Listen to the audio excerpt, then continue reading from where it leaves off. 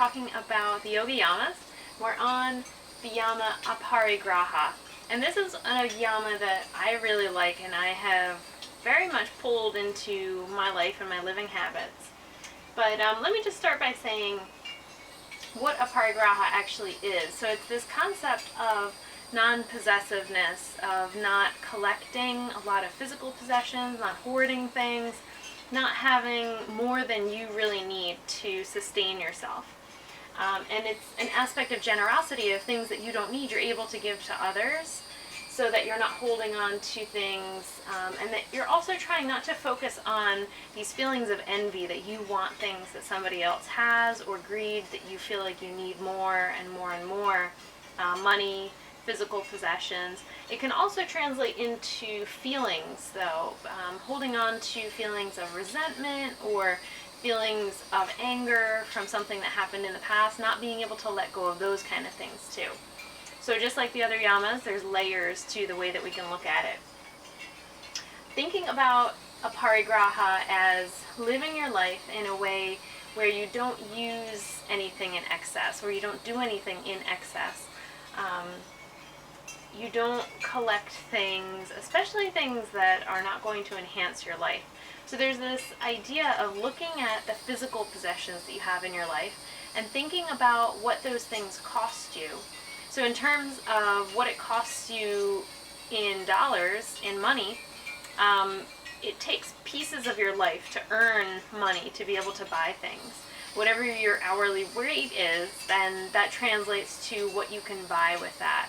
So you really have to think about how much of your life you're trading for that thing that you're trying to buy, and how much joy it's going to bring to your life. If you feel like it's really something that is going to enhance your experience day to day, then you might decide that it's worth trading that piece of your life for. But if it's something that's really going to maintain or require a lot of upkeep and a lot of time and a lot of money to maintain, for example, a house, if you get a really big house, you're going to end up with a big mortgage, which is going to take a huge amount of your working energy to pay that mortgage, to pay the taxes on that house, to pay the utility bills on that house, and to pay people to help you to upkeep it. If you need your roof redone, if you need your siding, to have it painted, all those kind of things are going to take a lot of money. And you really have to think about, is that space what you actually need? So I've decided over the past few years and over my experiences as a homeowner that I really didn't want to work as hard as I was working to pay my mortgage and to pay my taxes. I didn't have enough time or energy on the side to work on the things that I really wanted to work on. So I decided to let go of that and to get myself a tiny house, which is a whole movement right now that I really, really felt strongly about when I found out about it several years ago. So the tiny house movement, specifically tiny houses on wheels is the one that I belong to, is a whole movement of letting go of as many physical possessions as you can and finding out what space you actually really need to live in. And when I was trying to make the decision of whether or not this was a good move for me, I sat down and thought about what I actually do when I'm at my home. So when I was in my home, I would cook, take a shower, sleep, do, basic things at home, sometimes watch TV, time on the computer, working on my website, doing videos, things like that. So I thought about the space that's actually required to do that, and I started to look at my home layout as having really an excess of space. It was a very wasteful layout. I could do everything that I wanted to do at home in a much smaller floor plan. So now I'm here in my tiny house, and it is 8 feet wide by 24 feet long, and it has a 2 loft setup. I'll post another video of a tour so you can see the actual layout, but it's a very open floor plan for a tiny house. I wanted lots of open space so that I could still do my yoga practice, and we have a very large dog. It's actually 2 adults and a Great Dane living here in the tiny house. So for 3 large beings to exist in this space, it's really quite remarkable that we're able to do all the things that we still want to do and all the things that we did at our condo, which was about 1,400 square feet, without really missing that space. And what we really do feel right now is the freedom that we have, where we've not strapped financially every month to pay the mortgage, and we have a lot more financial freedom to do things that we want to do, to go on trips more often, if we want to go out to eat, things like that. We have a lot more freedom to spend money on our experiences rather than paying our monthly housing bill, paying our utility bills, things like that. So in terms of downsizing and letting go of things, we have made multiple donations to Goodwill, to Big Brothers Big Sisters, organizations like that. We had them come to the condo and pick up a huge mountain of things that we were getting rid of. Clothes, kitchen items, all sorts of stuff that we knew that we wouldn't be able to fit in the tiny house, and that we didn't really use that much. And the more that we got rid of, it got more difficult, of course, because you get down to those things that you feel like, well, maybe I'll use it, maybe I won't, and then it gets a little bit challenging, and that's where you start making the hard decisions. But I found that every time that we had to get rid of something, afterwards I really felt a sense of lightness and space, and I'm trying to focus more on that feeling of freedom, because that's what I wanted out of this experience, rather than having physical things. And it's definitely been our experience that everything that we've gotten rid of, we've been fine with afterwards. I can't think of anything that we gave away or donated that afterwards we were like, oh, I wish we hadn't done that.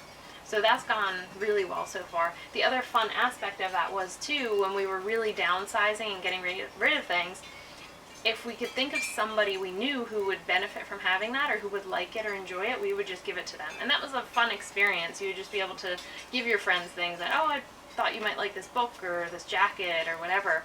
And that was fun to be able to give it to somebody that you knew. But it's been definitely an exercise in being able to let things go, to go from such a large living space to such a small living space.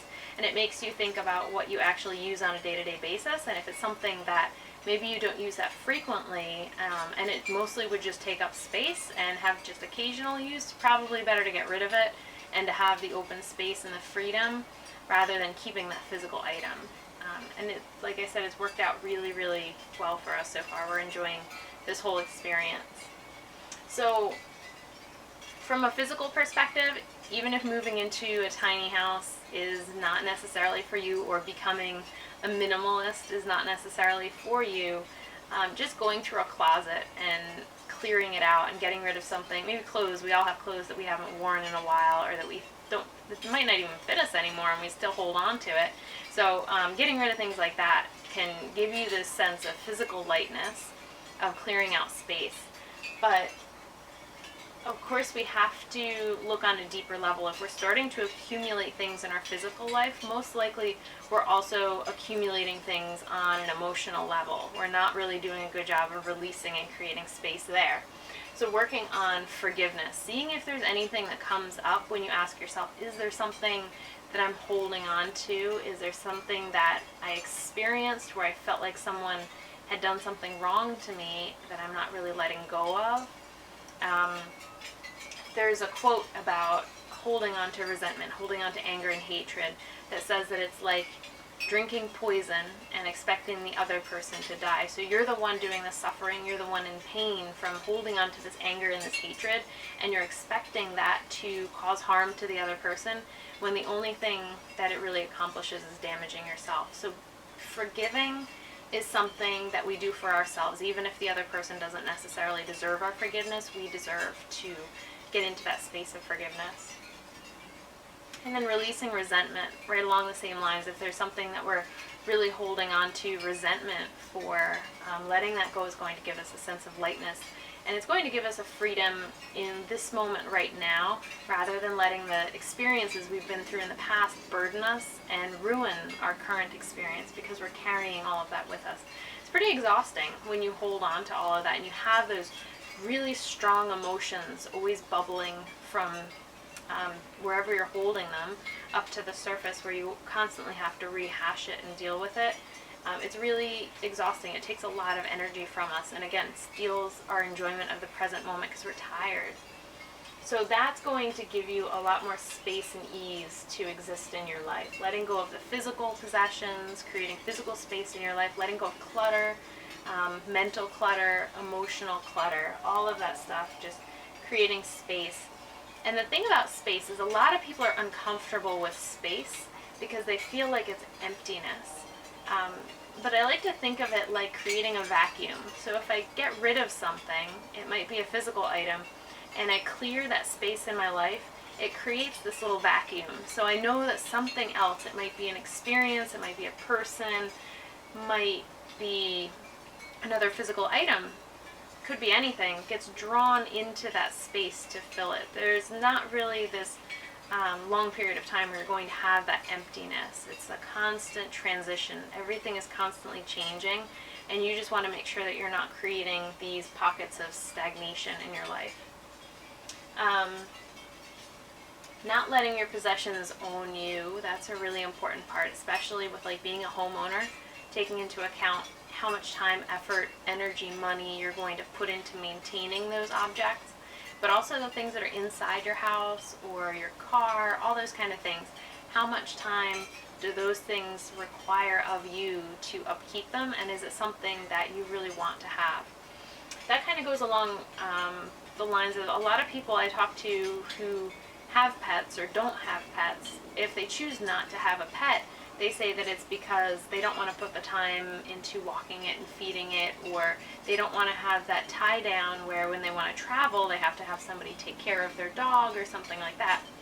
So they've kind of recognized that idea that having a pet has a certain requirement that's going to draw their time, energy, and effort and responsibility, and they've made that choice to keep that space open in their life so that they can have more freedom to travel or whatever their personal reasons might be.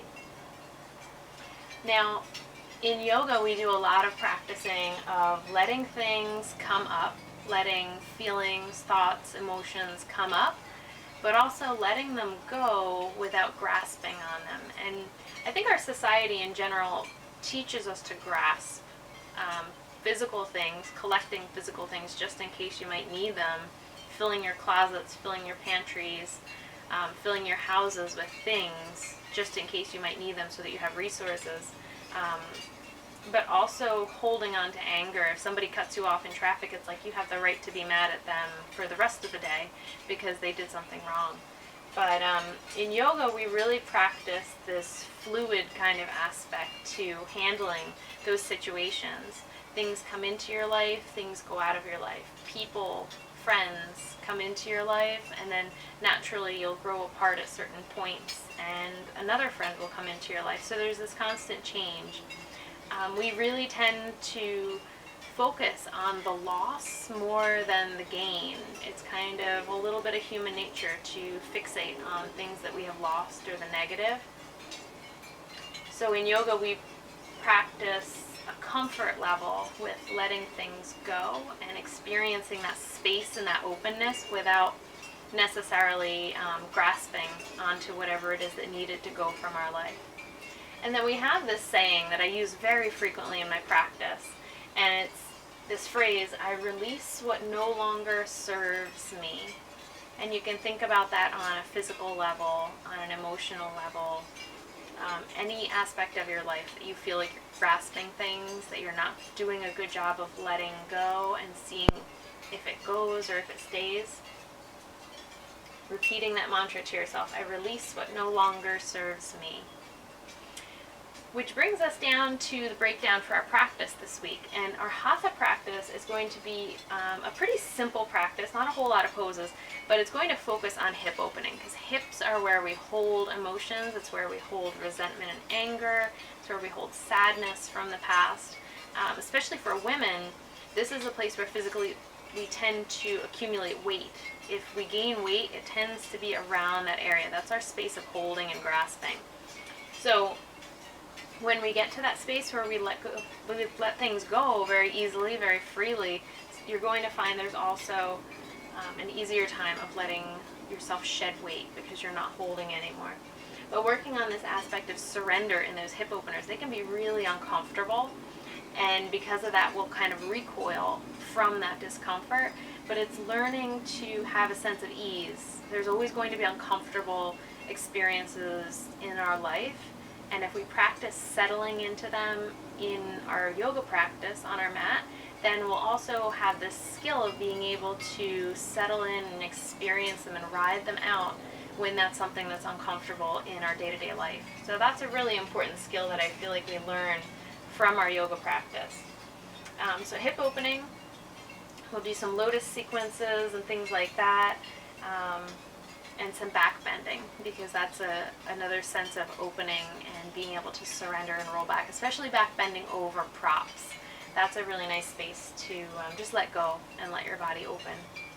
The pranayama that we're going to use is a pursed lip breath, and it goes into the meditation that we're going to use, which is a release of fear and anxiety. So the pursed lip breath goes inhale through the nose and then exhale out through your mouth. It's like you're blowing out candles on a birthday cake. You're blowing, but it's a slow exhale. Your mudra is a shape of open palms in a gesture. It's a gesture of giving, of offering things to the people around you, and also it's a mudra of openness, of space in the palms. And again, it goes along with the meditation that we're going to do. It's a Kundalini meditation where we open the palms and visualize whatever it is that we're holding, where our area of being stuck or grasping is, and then we blow the air out on our exhale right into our palms, and we use that as a way to release and to break things up.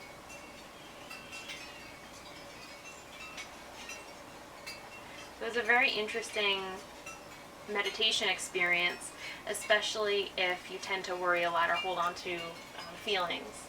And then the very last part is our mantra, and it's one of my favorite mantras to use during practice, and it is the phrase, let go.